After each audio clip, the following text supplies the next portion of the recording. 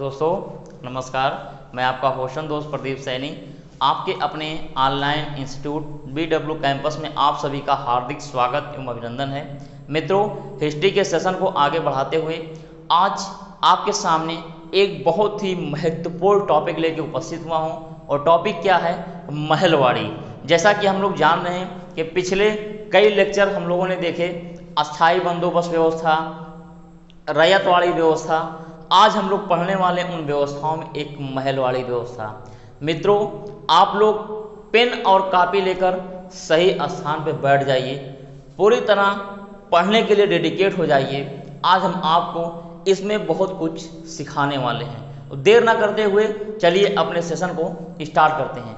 देखिए मित्रों, जैसा आप देख रहे हैं महलवाड़ी सिस्टम यानी महलवाड़ी व्यवस्था। मित्रों, ये महलवाड़ी जो व्यवस्था आई, ये आपकी आई थी महलवाड़ी व्यवस्था 1822 ईस्वी में। कब आई थी?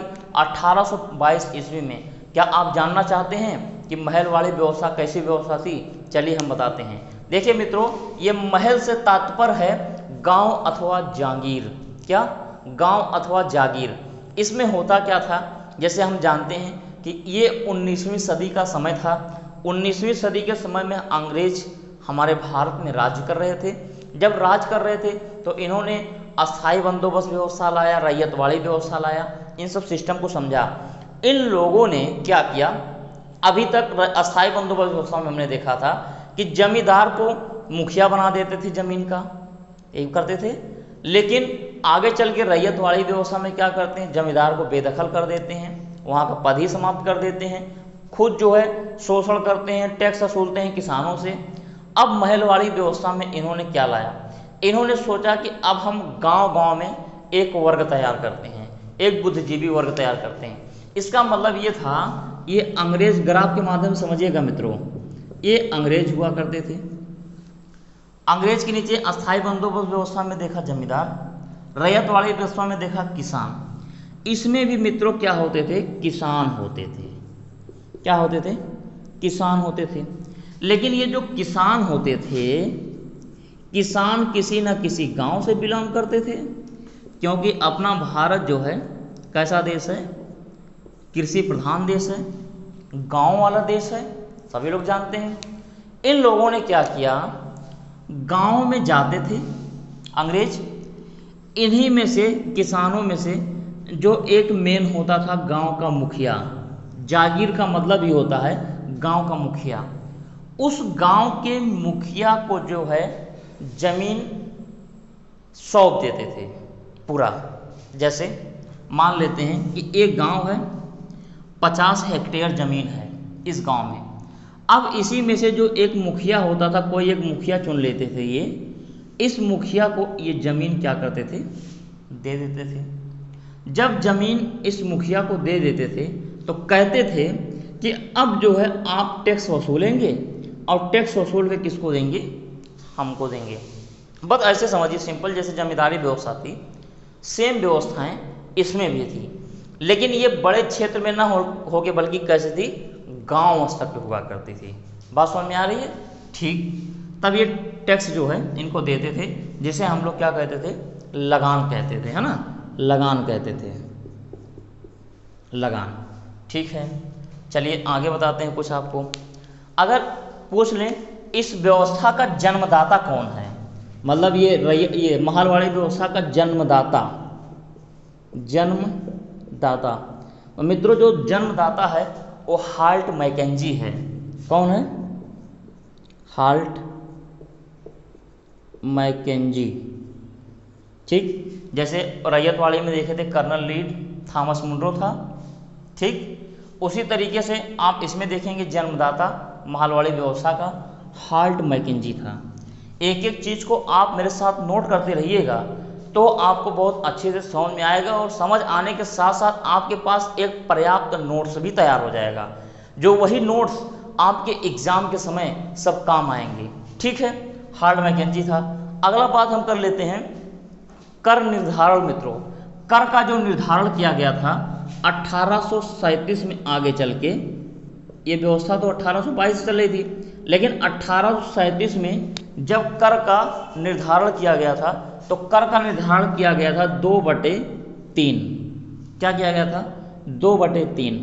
लेकिन इसमें ये होता था कि जब 2/3 जो हिस्सा होता था, जब किसान नहीं दे पाता था तो ये क्या करते थे, यानी जो जागीर होता था, गांव का मुखिया होता था, ये जमीन को जब्त कर लेता था।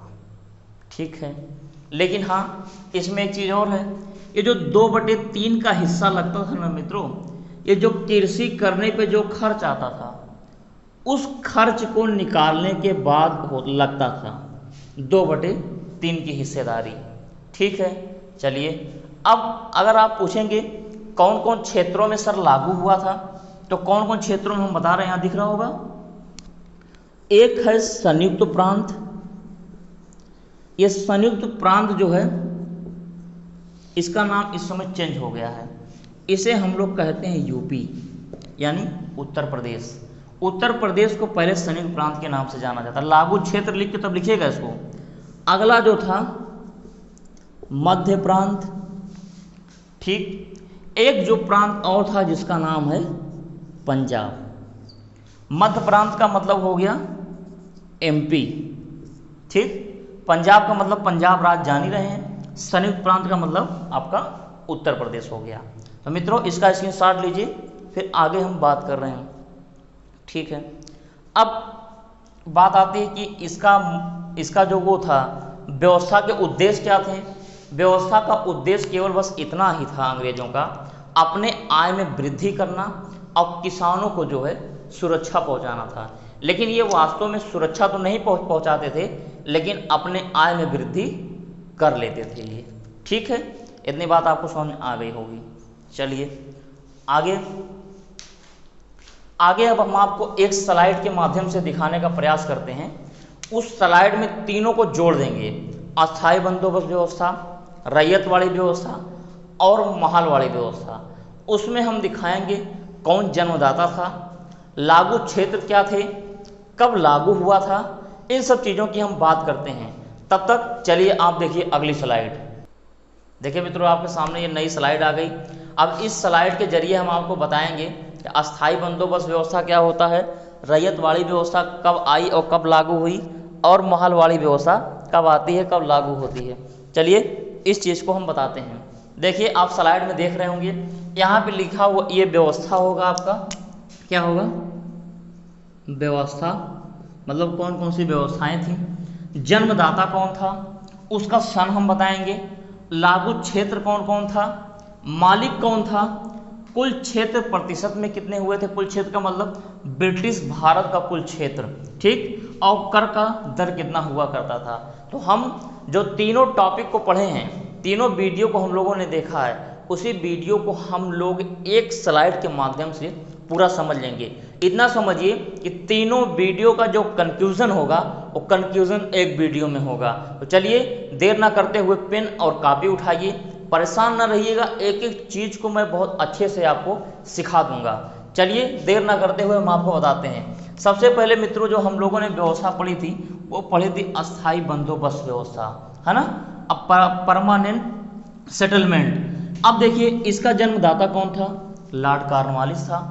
आप लोगों ने वीडियो में बहुत अच्छे से देखा, यहाँ पे एक स्लाइड के माध्यम से देख रहे हैं, लॉर्ड कॉर्नवालिस। बात आती है व्यवस्था की शुरुआत कब हुई थी, 1793 में हुई थी। मित्रों यहीं से आपका सब क्वेश्चन आने वाले हैं। जो हमने आपको 2-3 वीडियो दिया है इसके पहले, उस वीडियो में तो केवल एक कहानी के माध्यम से आपको समझाने का प्रयास किया गया है, उसका बेस आपको समझ में आ जाए। लेकिन वास्तव में जो आपके एग्जाम के दृष्टि से महत्वपूर्ण जो पॉइंट है, वो पॉइंट आपका यही है। बात आती है कि लागू क्षेत्र कहाँ कहाँ हुआ था, तो बंगाल में हुआ था, बिहार में हुआ था, उड़ीसा में हुआ था, गाजीपुर में, उत्तरी कर्नाटक में और वाराणसी में आपके हुए थे। ठीक है सर, मालिक कौन हुआ करता था जमीन का, हमने बताया था जमीन का मालिक उस समय कौन हुआ करता था, जमींदार हुए करते थे ना।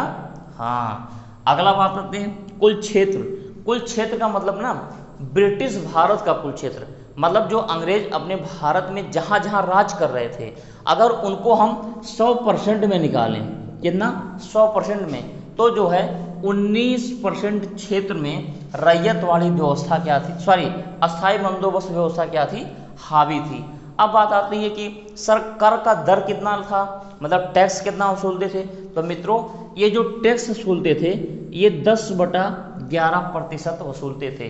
हाँ एक चीज़ इसमें जानना जरूरी है।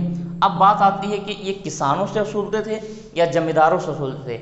मित्रों ये जमींदारों से वसूलते थे 10/11, लेकिन इनका दायरा तो फिक्स होता था वसूलने का, लेकिन जो जमींदार थे वो किसानों का भरपूर शोषण करते थे। ठीक है, चलिए समझ में आ गया हो, हम सब करके बता दीजिए। आगे देखते हैं दूसरी व्यवस्था, है ना, रैयतवाड़ी व्यवस्था। रैयतवाड़ी व्यवस्था का जन्मदाता कौन था मित्रों? तो रैयतवाड़ी व्यवस्था का जन्मदाता जो था वो कर्नल रीड और मुनरो, ये दो अंग्रेज अधिकारी हुआ करते थे। सबसे पहले जब ये आए थे तो हमने बताया था कि इन्होंने 12 नगर जो है, 12 नगर एक एरिया है मद्रास में पड़ता है, वहाँ से जो है इसकी इन्होंने शुरुआत की थी। अगला इसकी शुरुआत कब होती है? इसकी शुरुआत 1792 में हुई थी। कब? इसका मतलब अस्थाई बंदोबस्त व्यवस्था के पहले ये व्यवस्था लागू हो गई थी, लेकिन इस अलग क्षेत्रों में था और ये अलग क्षेत्रों में हुआ करता था। लेकिन ये भी हम लोगों ने देखा है कि ये व्यवस्था क्या होती है 1820 में आगे चल के पूरे मद्रास में लागू हो जाती है। ठीक है, तो इसलिए इसको सेकंड स्थान पे लिखा जाता है कि ये 1793 था, लेकिन जब ये मद्रास में फैलता है पूरा तो उस समय का जो समय हुआ करता था वो समय था 1820। लेकिन ये जो 1892 है ये केवल 12 नगर महल से जो है शुरुआत हुई थी इसकी। अगला देखते हैं लागू क्षेत्र मित्रों। ये जो आपका मद्रास है, बम्बई है, दक्कन पूर्वी आपका महाराष्ट्र में है, असम है और क्या है, बंगाल है। ठीक है, आगे बढ़ते हैं। किसान, जमीन का मालिक जो होता था वो यहाँ पे किसान होता था। जैसा कि आप लोगों को पता है कि अगले वीडियो आप लोगों ने देखा होगा तो वहाँ पे समझा होगा कि जमींदारी व्यवस्था को समाप्त कर दिया गया था, अर्थात जमीन किसानों को सौंप दी गई थी। इसका मतलब ये है कि जमीन का मालिक कौन हुआ करता था? किसान हुआ करता था। अब बात आती है ब्रिटिश भारत के कुल कितने प्रतिशत भूमि पर इनकी खेती होती थी? तो 51% मतलब 51% क्षेत्र में जो है ये हावी था रैयतवाड़ी व्यवस्था। कर का जो दर था मित्रों वो 1/2 हुआ करता था। लेकिन इसमें सबसे बड़ी समस्या ये थी कि अगर किसी कारणवश फसल ना पैदा होते हैं, फसल ना पैदा होने के बाद किसान जो है अपने कर अंग्रेज को यानी सरकार को नहीं चुका पाते हैं तो उन्हें जो है जमीन से बेदखल कर दिया जाता था। बात समझ में आ रही है? चलिए आगे देख रहे हैं महलवाड़ी व्यवस्था। महलवाड़ी व्यवस्था मित्रों जो है इसका जन्मदाता जो था वो हाल्ट मैकेंजी था। कौन था? Holt Mackenzie. ये व्यवस्था कब शुरू हुई थी? इसके बाद शुरू हुई थी 1822 में। ये कहाँ कहाँ लागू हुए थे? ये लागू हुए थे संयुक्त प्रांत, मध्य प्रांत और आपका पंजाब। संयुक्त प्रांत का मतलब आपका उत्तर प्रदेश, मध्य प्रांत का मतलब आपका मध्य प्रदेश और पंजाब का मतलब क्या है? पंजाब है। अगला देखते हैं इसका मालिक कौन होता था? मालिक किसान ही होता था। ठीक है, लेकिन इसमें एक व्यवस्था ये थी महलवाड़ी में, यहाँ पे अंग्रेजों ने जब ये व्यवस्था लाई तो ये जमींदार ना रख के डायरेक्ट किसानों को जमीन ना देके बल्कि गांव में जाके गांव के मुखिया को ही जमींदार बना दिया। लेकिन वो जमींदार नाम ना देके उसे जागीर कहा उन्होंने। क्या कहा? जागीर। जागीर का मतलब ही होता है गांव का मुखिया, जिससे इस समय आप देखते हैं गांव के मुखिया प्रधान होते हैं, उसी तरीके से वो जागीर हुआ करते थे। उनके अंडर में पूरे गांव का एरिया जो है दे दिया जाता था और कहा जाता था जो भी टैक्स निर्धारित की गई है वो टैक्स आप हमको चुकाएंगे। लेकिन इसमें होता क्या था कि उनका दायरा तो फिक्स होता था अंग्रेजों को देने का, लेकिन ये जो जागीर होते थे किसानों का जबरदस्त क्या करते थे? शोषण करने लगते थे। अब बात आती है ब्रिटिश भारत के कुल भूमि पर कितने क्षेत्र में ये लागू था? तो ये लागू था 30% क्षेत्र में। बात आती कितना ये देते थे? तो 1/2 दिया करते थे। मतलब 1/2 जो है जागीर दिया करते थे अंग्रेजों को, लेकिन जो ये किसानों से लेते थे वो इनके मनमर्जी चलता था। ठीक है, यही कारण था कि ये सब व्यवस्थाएं जो थी ये सब व्यवस्थाएं किसानों के शोषण का जो है प्रतीक बन गई थी। तो मित्रों अंग्रेजों के फायदे के लिए थे, लेकिन हमारे भारतीयों के लिए जो है ये काफ़ी नुकसान थे। यही सब व्यवस्थाएं थी, इन सब व्यवस्था को आप लोग को जानना जो है बहुत ज़रूरी है। हम साइड हो रहे हैं, स्क्रीनशॉट ले लीजिए, फिर आगे आपसे कुछ बातें कर लेते हैं। चलिए मित्रों, हम उम्मीद करते हैं कि आप लोगों ने स्क्रीनशॉट ले लिया होगा।